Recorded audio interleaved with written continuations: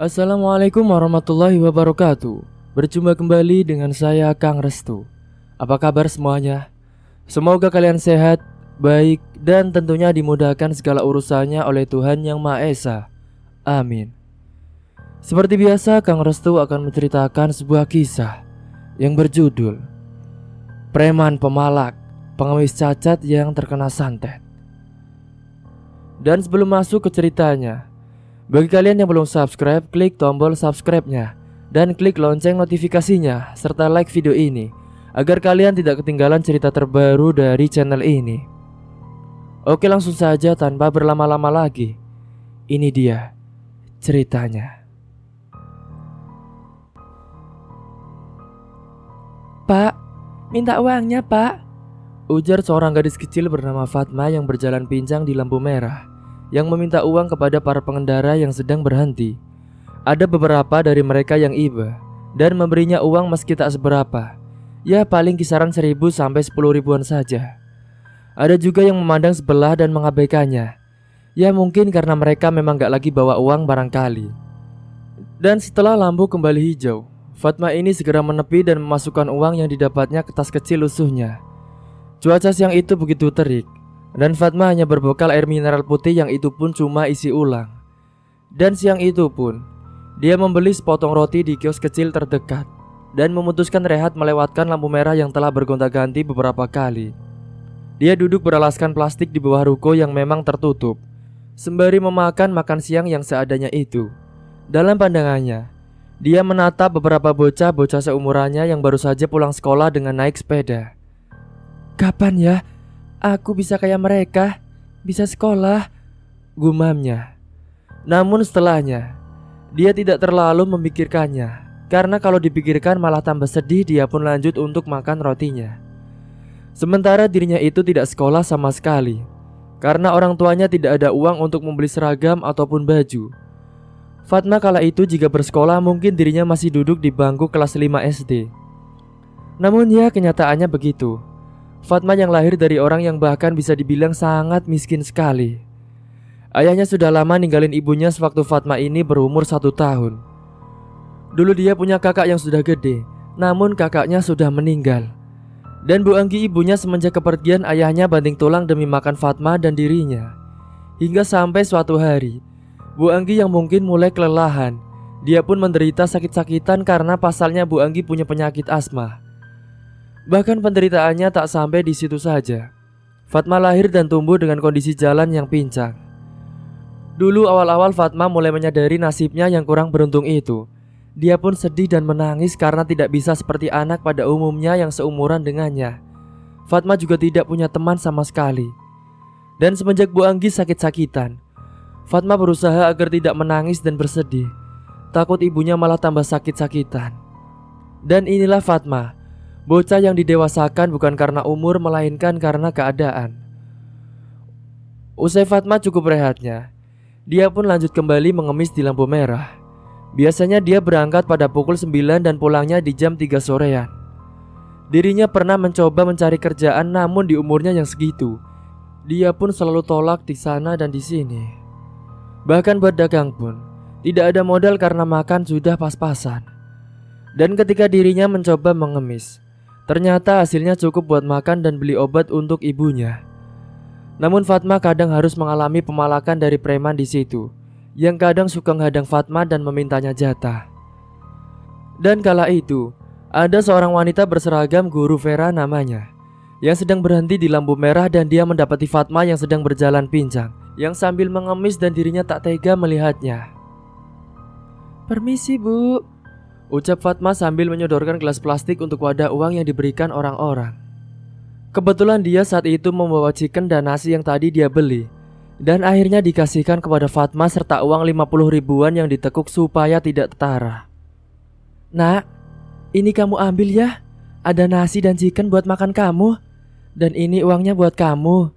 Dijaga ya, kamu hati-hati, ucap Bu Vera. Fatma pun menerimanya dan mengucapkan terima kasih banyak. Dia tak menyangka akan mendapat rezeki seperti itu. Alhamdulillah bu, terima kasih banyak ya bu. Iya nak, sudah sana, kamu menepi saja. Sebentar lagi sudah mau lampu hijau." "Iya bu," jawab Fatma. Fatma pun langsung bergegas berjalan kembali menepi di depan roko itu dengan duduk. Dalam batin Vera, usai kepergian Fatma, dia sangat menyayangkan umur yang segitu. Fatma justru malah mengemis dan tak bersekolah. Padahal dia sempat mengamati tadi kalau Fatma ini memiliki paras yang cantik jikalau dirawat. Kasihan banget dia. Masih kecil tapi sudah mengemis, bukannya bersekolah. Padahal dia cantik kalau dirawat, gumam Bu Vera. Lalu lintas pun berwarna hijau dan Vera pun melanjutkan motornya untuk ke sekolah dan mengajar. Sementara Fatma yang kala itu sedang menepi. Dia membuka kotak makanan yang diberikan oleh Vera tadi. Dan wajahnya nampak berbinar mendapati nasi beserta lauk ayam di dalamnya. Namun bukannya dimakan, dia malah menutupnya kembali dan menaruhnya terlebih dahulu. Dia berpikir, mungkin nanti akan makan bareng aja sama ibunya di rumah. "Wah, ayam. Tapi ini nanti aku makan di rumah saja sama ibu. Kasihan ibu, biar makan enak," gumamnya. Akhirnya dia pun meletakkan nasi cekenya itu di dalam tas yang dibawanya. Dan beberapa saat kemudian, lampu lalu lintas kembali merah. Dia pun segera berjalan lagi untuk mengemis. Meskipun panas sekali, tapi Fatma tidak menyerah sama sekali, karena dia mengumpulkan uangnya itu untuk sehari-hari dan demi bisa membelikan Bu Anggi obat. Sesekali dia menyeka peluh keringat yang menetes dari keningnya. Dan singkat cerita, jam sudah menunjukkan 3 sore. Fatma pun bergegas menuju ke sepeda bututnya yang diparkirkan tak jauh dari situ. Seperti biasa, kini dia mampir dulu ke apotik untuk membeli obat buat ibunya, meski dapatnya pun cuma sedikit. Dan sebelum dirinya beranjak pulang, dia menyembunyikan sebagian uangnya di jok sepeda yang sengaja dia kasih lubang. Dan ruang untuk menyembunyikan uang karena untuk jaga-jaga, takutnya kalau dirinya itu kena palak nanti saat pulang. Dan beberapa saat kemudian, setelah dirinya sudah mendapatkan obat untuk ibunya, Fatma pun segera pulang ke rumah. Dan benar saja, saat dirinya melewati jalan pasar yang sepi, dia dihadang oleh preman Bang Pandu yang memang sudah biasa memalak Fatma. Fatma pun dicegat dan ditahan. Dia juga diancam sepedanya akan dirusak jika tak mau memberinya jatah. "Hei bocah cilik, mana? Serahkan uangnya. Kamu pasti dapat uang banyak kan hari ini? Jangan lupa jatahnya." Jangan bang, jangan."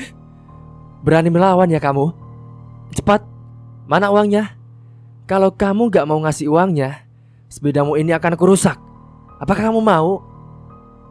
"Tidak bang, jangan," jawab Fatma dengan ketakutan. Hingga akhirnya Bang Pandu ini merebut paksa uang sebesar 30.000 yang ada di saku Fatma. Namun Fatma tak bisa melawan dirinya, hanya seorang gadis kecil kala itu. "Nah gini dong, udah sana pergi loh. Ingat ya, besok kamu kasih jatah uang lagi." Dia pun merasa bersedih dan kemudian memutuskan untuk lanjut pulang ke rumah. Namun dia akan menutupi kesedihannya itu ketika sampai di rumah nanti. Sebenarnya ada 2 jalan menuju ke rumahnya. Namun Bang Pandu sudah paham itu semua, dan jikalau lagi beruntung, Fatma ini tidak melewati jalan yang ada Bang Pandunya. Cuma ya kadang tetap saja apes. Dan setibanya di rumah, Fatma langsung bergegas mandi sementara ibunya lagi tidur karena sakit. Setelah dirinya mandi, dia pun membuatkan teh tanpa gula dan membawa nasi kotak pemberian Vera tadi. Dia lalu menghampiri Bu Anggi yang ada di dalam kamarnya. "Bu, bangun bu, ayo makan. Ini aku bawa makanan." Dan setelah membangunkan Bu Anggi, Fatma ini menyuapi Bu Anggi dan juga makan untuk dirinya sendiri. Kamu sudah pulang nak? Pulang kapan?" "Baru saja bu, terus aku langsung mandi." "Ayo bu duduk, aku suapin. Ini makan enak." Dia bercerita tadi ada orang baik yang ngasih makan enak ini. "Kamu dapat makanan enak dari mana Fat?" "Tadi pas aku ngemis ada orang baik bu, yang ngasih nasi chicken ini. Dia perempuan baik bu. Dia juga ngasih uang aku 50.000 bu." "Semoga saja orang baik yang sudah ngasih makan enak kita itu rezekinya lancar ya nak. Terus sehat dan sukses. Amin." "Iya bu, amin." Kala itu mereka makan bersama sampai habis, karena jarang-jarang mereka makan enak seperti itu. Sebenarnya Bu Anggi sedih melihat putrinya yang menggantikan dirinya yang sudah tidak bisa bekerja lagi. Dia pun hanya bisa berdoa semoga kelak Fatma ini bisa sukses tanpa dirinya menjadi beban buatnya. Memang kadang di waktu malam, Bu Anggi ini menangis bukan karena dirinya yang sakit, melainkan menangis melihat anaknya yang tidak bisa seperti anak kecil pada umumnya. Usai makan selesai, Fatma pun menyuruh Bu Anggi dudukan bentar di luar sekedar cari angin. "Bu, ayo keluar Bu. Ibu dudukan di luar cari angin." "Iya nak, ayo. Aku mau bersih-bersih rumah dulu ya Bu." Sementara Fatma bersih-bersih rumah yang tidak terlalu kotor. Dan malamnya biasanya mereka berdua tidur lebih awal setelah sholat isya. Dan alhamdulillah, Fatma ini anaknya rajin ibadah. Itu pun semua atas ajaran dari Bu Anggi. Bahkan Bu Anggi juga tetap rajin sholat. Sementara di tempat lain, Vera ini di rumah. Malam itu sedang dudukan sambil nonton televisi sama suaminya, yaitu Reno yang merupakan seorang pebisnis. Meskipun sebenarnya Vera yang suaminya kaya raya, tapi Vera ini tetap mengajar karena dia suka jadi guru. Dan keluarga itu adalah keluarga orang baik. Meski kaya, tapi mereka tidak pernah sombong. Vera bercerita pada Reno kalau dia tadi ketemu sama bocah yang kasihan banget, masih kecil tapi sudah mengemis. Dia juga menceritakan dirinya yang ngasih makanan kepadanya. "Mas, tadi siang pas aku mau mengajar, terus aku berhenti di lalu lintas. Aku lihat Mas, ada anak kecil perempuan dengan kasihan Mas. Dia mengemis dengan kakinya yang pincang." "Terus, kamu ngasih uang kan?" "Aku ngasih Mas, sama ngasih makanan juga buat dia." Reno pun tersenyum mendengar apa yang dilakukan oleh Vera. "Masya Allah, aku bangga banget sama kamu sayang. Selalu peduli dengan orang yang selalu membutuhkan." "Iya Mas, aku kasihan banget lihatnya. Padahal seusianya itu seharusnya sekolah loh Mas." "Ya tapi mungkin itu semua karena keterbatasan ekonomi." "Iya juga sih Mas. Tapi tadi kalau aku lihat-lihat sebenarnya dia itu cantik Mas kalau dirawat. Aku sih berharapnya bisa ketemu lagi sama dia Mas." Imbuhnya. "Ya semoga saja nanti kamu bisa ketemu ya dek. Aku jadi penasaran sama anaknya." Reno pun senang kalau Vera peduli pada orang yang membutuhkan. Memang selama ini Vera dan Reno belum dikaruniai seorang anak sama sekalipun. Dan mungkin itu cobaan bagi mereka untuk bersabar. Akhirnya karena malam mulai larut, mereka pun memutuskan untuk tidur. "Kita tidur saja yuk dek. Aku sudah ngantuk dan lelah." "Ya sudah, ayo Mas."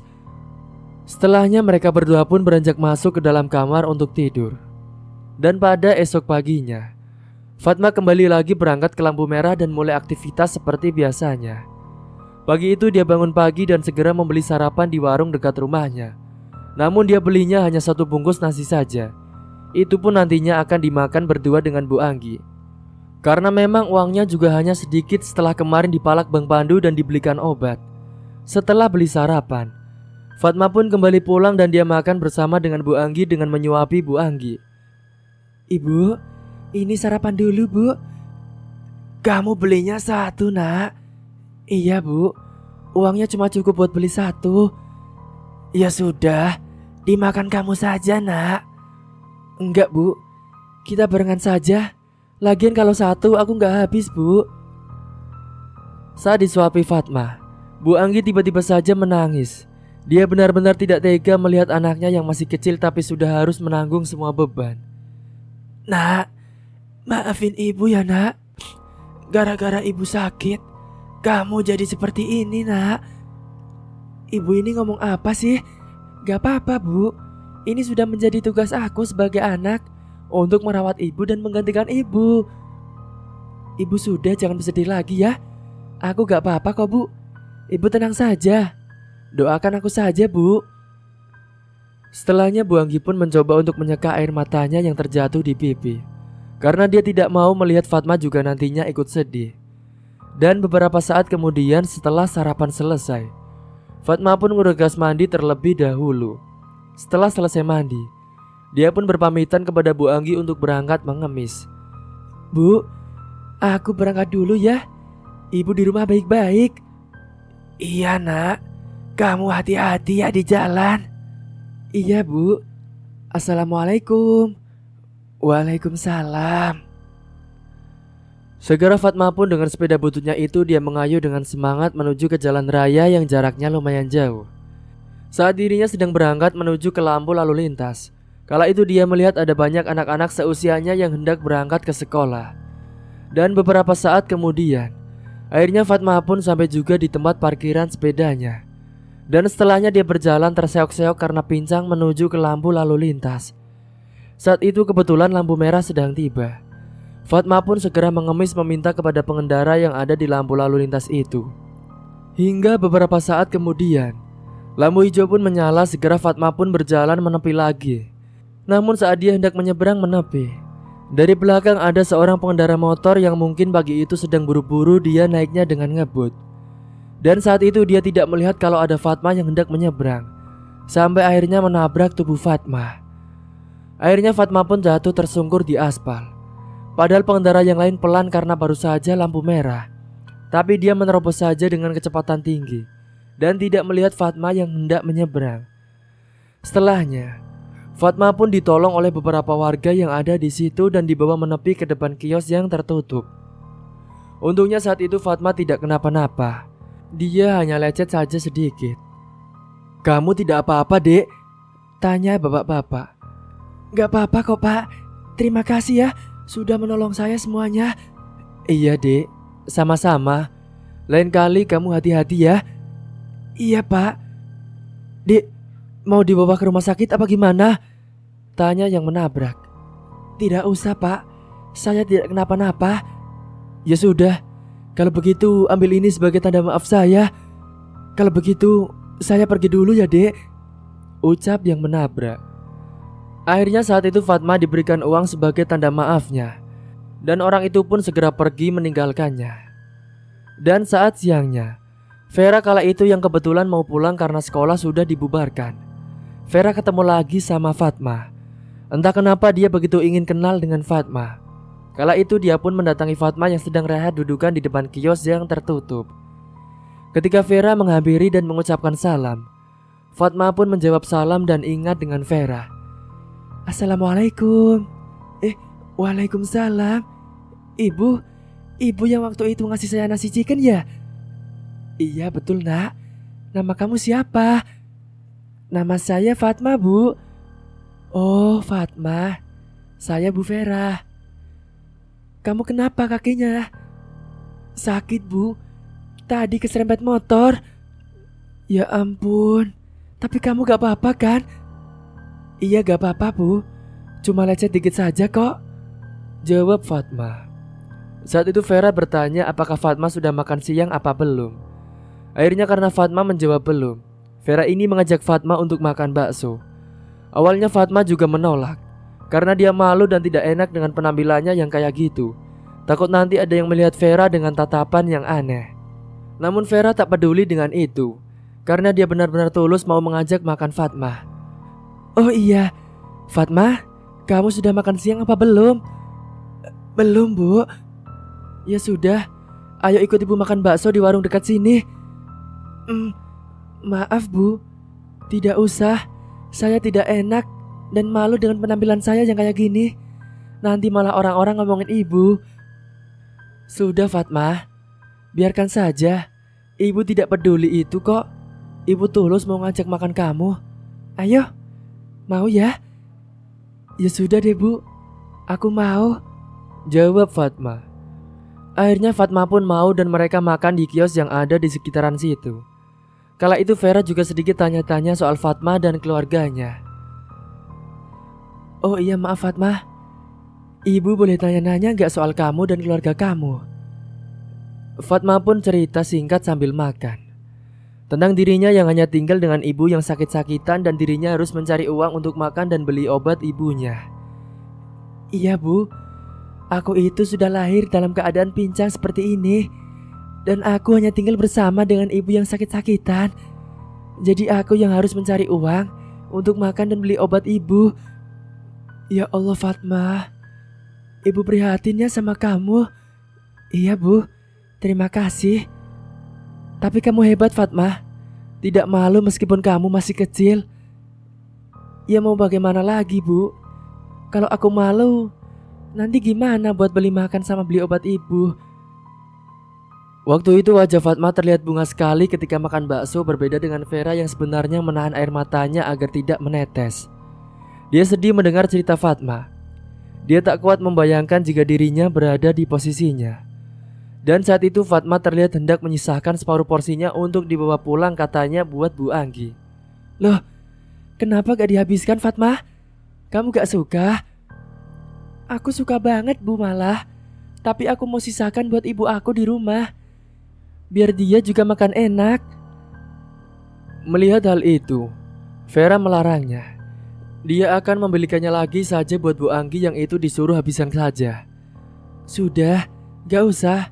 Kamu habiskan saja. Nanti saya belikan lagi buat ibu kamu. Beneran, Bu? Makasih banyak ya, Bu.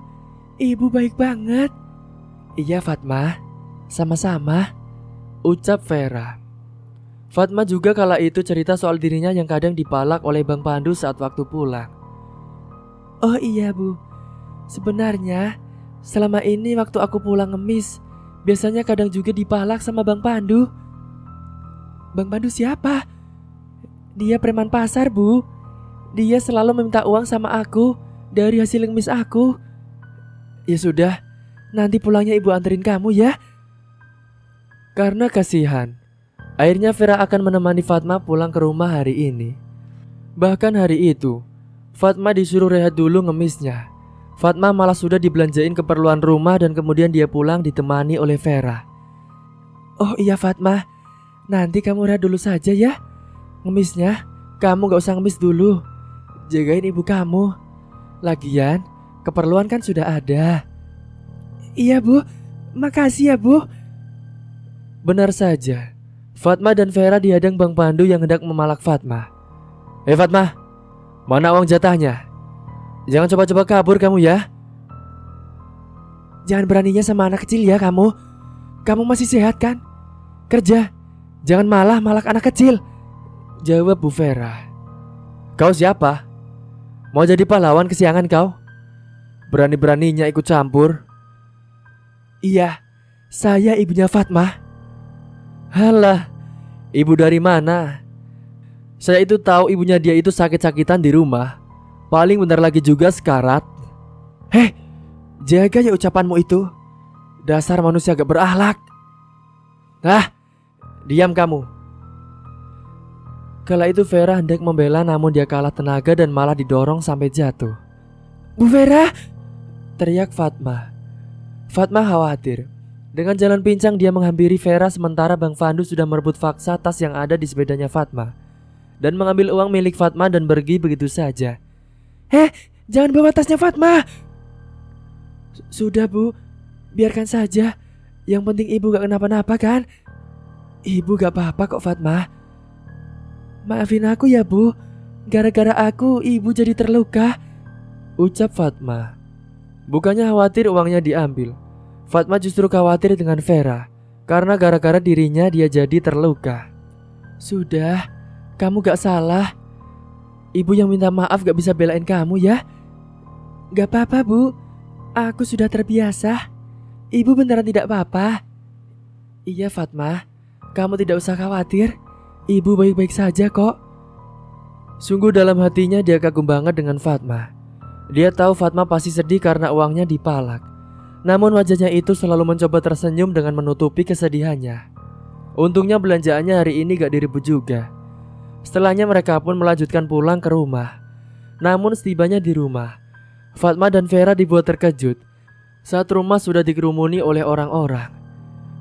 Itu rumah kamu, Fatma? Ada apa kok rame-rame? Aku juga gak tahu, Bu. Ya sudah, ayo kita ke sana.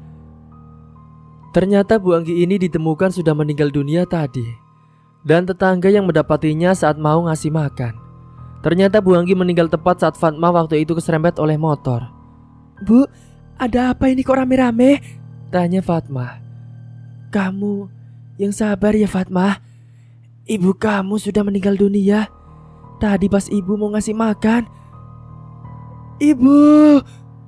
Teriak Fatma. Sontak Fatma pun menangis sejadi-jadinya. Dia pun ditenangkan Vera dan tetangga-tetangganya. Kamu yang kuat dan sabar ya Fatma. Ikhlaskan ibu kamu, ucap Vera. Dan pemakaman pun dilaksanakan hari itu juga. Setelah pemakaman selesai, Vera ini izin pamit pulang dulu kepada tetangga Fatma dan bilang mau nitip Fatma dulu untuk ditemani agar tidak bersedih. Fatma, ibu pulang dulu ya. Kamu jangan nangis terus. Iya bu, makasih ya bu. Bu, nitip Fatma dulu ya. Temani dia supaya tidak sedih lagi. Baik bu, hati-hati pulangnya. Segera saat itu dengan motornya, Vera pun beranjak pergi pulang ke rumah. Meskipun begitu, di tengah perjalanan dia masih tetap memikirkan soal Fatma yang sekarang tinggal sendirian nantinya di rumah. Dan pada malamnya, Vera menceritakan kejadian tadi, soal Fatma yang dipalak dan dirinya dibuat terjatuh oleh Bang Fandu. Maksudnya dirinya yang mau adopsi Fatma. Apakah Reno akan setuju? Kala itu Vera dan Reno sedang menonton TV bersama, menghabiskan waktu berdua, dan Vera pun lalu bercerita. Mas, tadi siang aku ketemu Fatma.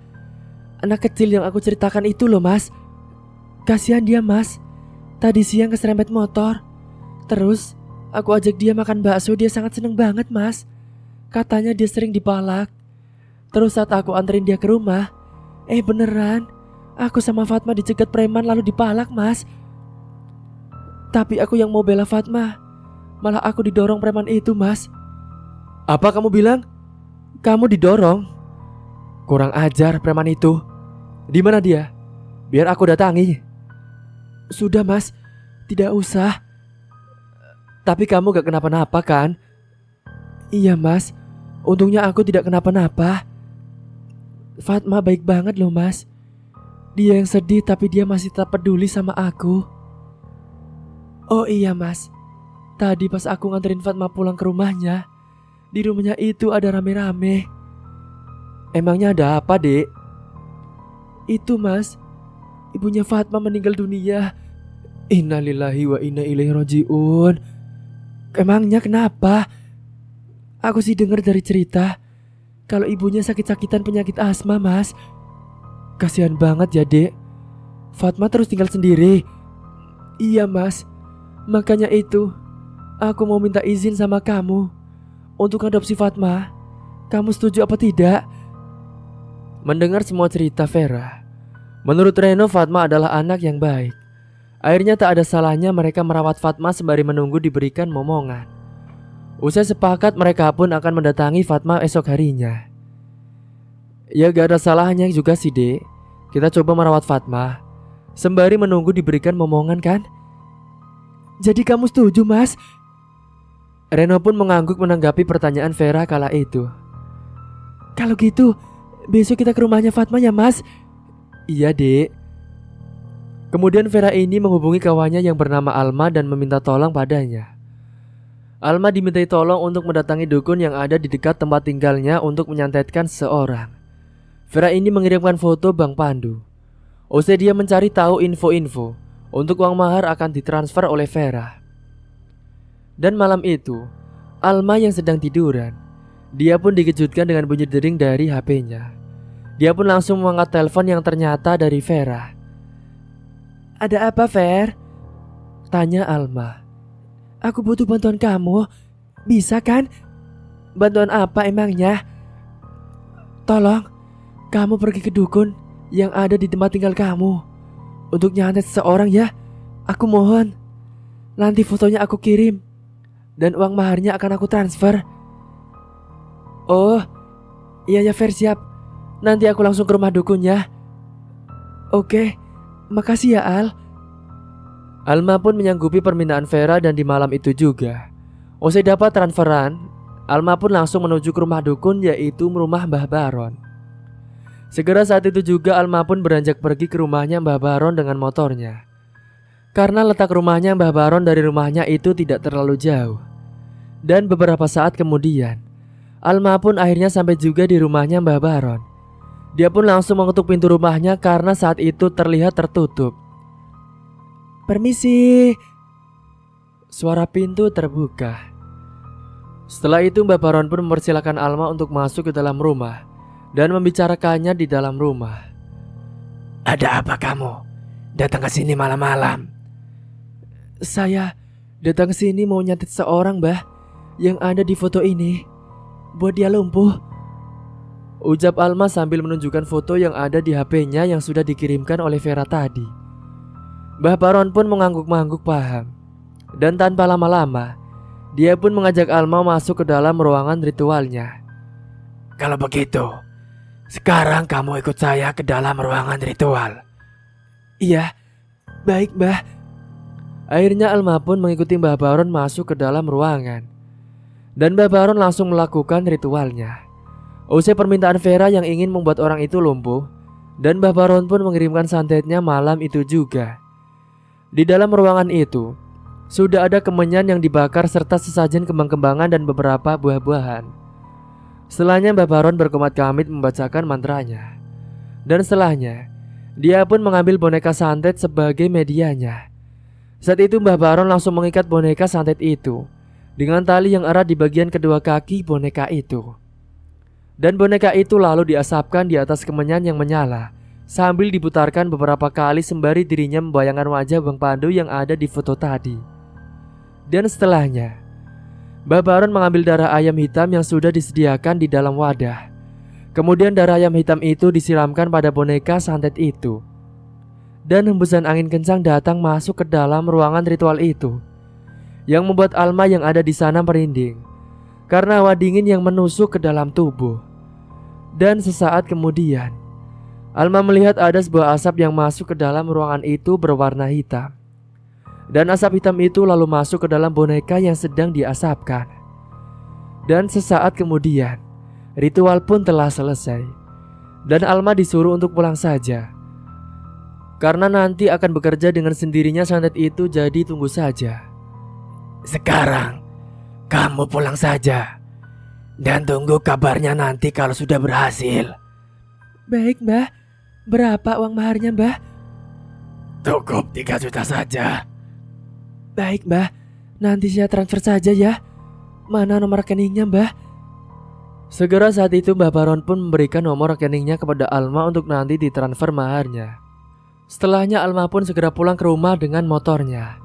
Sementara di sisi lain malam itu, Bang Pandu yang sedang tidur tiba-tiba saja dia bermimpi buruk. Di dalam mimpinya itu Bang Pandu berada di sebuah kuburan yang sangat gelap sekali dan sepi. Dia kebingungan mengedarkan pandangannya karena tidak ada jalan keluarnya. Dan sesaat kemudian, hembusan angin kencang datang ke dalam kuburan itu dan membuat suasana malam itu sangat mencekam sekali, yang membuat Bang Pandu pun merasakan merinding kala itu. Sesaat kemudian, dia melihat ada sekelibat bayangan putih yang melintas di sampingnya. Dan setelahnya Bang Pandu melihat di hadapannya itu ada sebuah asap putih tebal yang perlahan-lahan menampakkan wujudnya menjadi sosok pocong yang sangat menyeramkan. Setelahnya, Bang Pandu pun yang takut melihat sosok itu. Akhirnya dia pun mencoba untuk lari kabur dengan terbirit-birit. Namun saat dirinya yang sedang lari karena tidak fokus, dia pun akhirnya ambruk tersungkur karena tersandung sebuah gundukan makam yang ada di kuburan itu. Bersamaan dengan itu, Bang Pandu pun langsung terlonjak bangun dari tidurnya. Nafasnya terasa tidak beraturan dan keringatnya yang membasahi kaosnya. Jantungnya pun berdebar-debar. Gila, mimpinya serem banget. Kan jadi haus gini, imbuhnya. Segera saat itu Bang Pandu pun pergi ke dapur untuk mengambil air putih karena merasa haus. Namun saat dirinya sedang mengambil air putih, tiba-tiba saja dia mendengar ada suara geraman di belakang tubuhnya. Sontak Bang Pandu pun menoleh ke belakang. Akan tetapi saat dirinya menoleh ke belakang, ternyata tidak ada apa-apa. Hembusan angin datang masuk ke dalam membuatnya merinding. Dia pun segera beranjak ke kamarnya. Tapi saat itu, tiba-tiba dia dikejutkan dengan ledakan di luar rumah. Dan saat dihampiri, dia dibuat terkejut saat mendapati sosok hitam yang sudah berdiri di atap rumahnya. Bang Pandu pun lari masuk ke dalam dan mengunci pintu kamar sambil ketakutan. Namun tiba-tiba saja, kunci pintu kamar memutar sendiri dan pintu pun menggebrak terbuka dengan sendiri. Nampaklah sosok pocong di depan pintu. Bang Pandu yang tidak kuat, akhirnya dia pun pingsan di dalam kamarnya. Sosok itu pun mendekat dan meludahi kedua kaki Bang Pandu. Dan setelahnya sosok itu pergi menghilang dengan sendirinya. Dan pada esok harinya, Vera dan Reno menuju ke rumahnya Fatma yang kala itu Fatma masih di rumah karena sedang berkabung. Vera dan Reno menyampaikan maksudnya itu kepada RT dan tetangga dekat Fatma, bahwa mereka ingin mengadopsi Fatma. Mereka justru berterima kasih atas Vera dan Reno yang peduli dengan Fatma. Namun keputusan mau atau tidaknya tetap di Fatma. Usai menjelaskan semuanya, Fatma pun akhirnya mau. Namun dia bertanya apakah Vera dan Reno tak malu jika merawat dirinya yang cacat, pincang dan kusam itu. Vera dan Reno tersenyum mendengar pertanyaan Fatma. Dia menjawab, dia pun tak malu sama sekali. Dia justru merasa senang kepada Fatma karena dia anak yang berbakti dan baik. Akhirnya hari itu juga Fatma diajak pindah ke rumah Vera dan Reno. Sementara di tempat lain, Bang Pandu ini usai tadi malam mengalami mimpi buruk. Siang itu dia terbangun dengan kondisi kaki yang tiba-tiba sakit, tidak bisa digerakkan. Loh, kenapa ini kakiku? Kok tidak bisa digerakkan sama sekali? Ucapnya pada diri sendiri. Pagi itu untungnya ada temannya yang datang ke rumah Bang Pandu dan membantunya mengangkat tubuh Bang Pandu ke atas kasur. Dia mendadak lumpuh kala itu juga. Dan ketika menjelang malam, dia selalu ditampakin sosok pocong yang meneror dirinya. Sehabis maghrib saat itu suara azan berkumandang. Bang Pandu tiba-tiba saja mencium bau seperti bakaran singkong. Dan setelahnya dia dikejutkan dengan suara gebrakan jendela kamarnya. Hembusan angin kencang kala itu masuk ke dalam kamar dan Bang Pandu juga melihat ada sebuah asap putih tebal di depan kasurnya. Dan sesaat kemudian, asap tebal putih itu berubah wujudnya menjadi sosok pocong yang sangat menyeramkan sekali. Kedua matanya melotot tajam, dengan mulut menganga dan wajah hancur penuh dengan darah. Kala itu Bang Pandu langsung terbujur kaku ketika melihat sosok itu. Dia pun lalu berteriak dengan kencang.